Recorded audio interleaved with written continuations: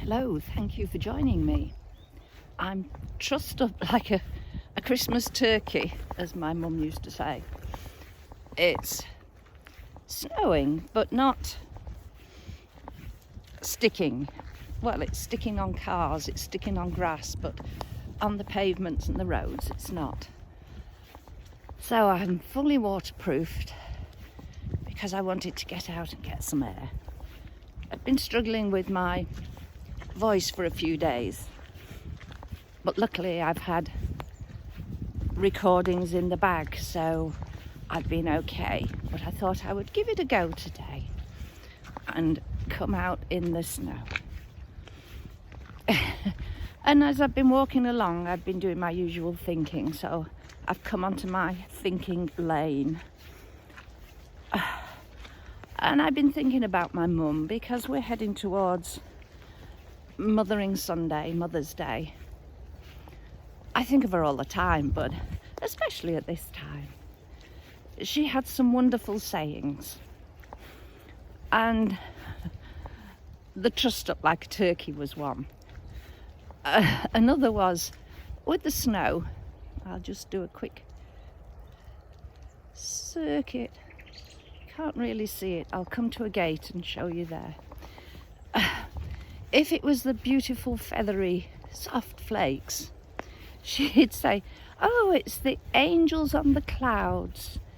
They're shaking out their pillows and the feathers are coming down. I used to love that one. It wouldn't work these days if you've got a foam pillow, would it? But in those days it did. And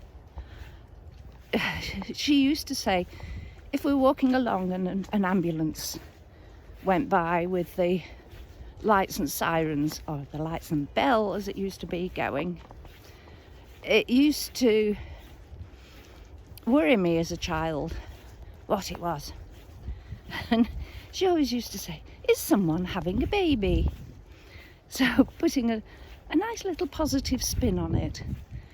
And you know, even to this day, if I hear an ambulance, I think, is someone having a baby?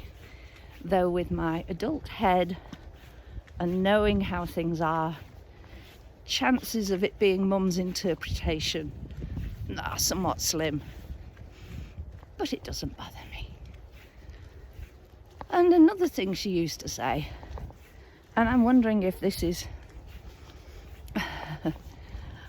coming to fruition with me now, used to spend ages sitting outside on the wall chatting with friends and she would always say, don't sit there like that, you'll get a chill on your kidneys and you'll get chink off in your bottom. Yeah, the latter I always wonder what on earth. The former I can understand. I'm just going to have to wipe off the camera. There we are. Don't think I've done a very good job. And I wonder if the years of sitting and chatting with friends like that is the reason why my kidneys are struggling now. Maybe she was right.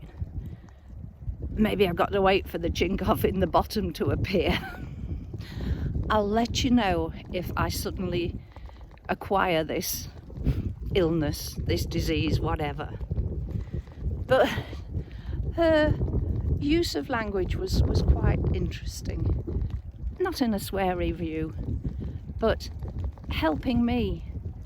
So we've got the feathers, the ambulance, the sitting. But when we were eating, of course, as I've said before, I was a post-war baby. I've just realised I've still got my dark glasses on again. Sorry. She used to make sure that my plate was cleared. And that stuck with me. Do you know, I found it very hard to leave anything on a plate. Because I was told that I had to think of the starving children in Africa. How to heap guilt on a kid. I knew even then that my leaving anything, my not cleaning my plate, that wouldn't help any child anywhere, not even down my road, let alone in Africa.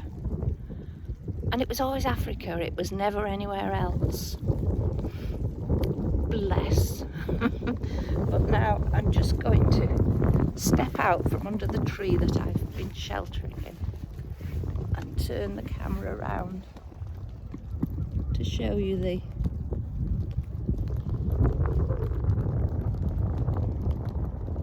snow. Hey ho.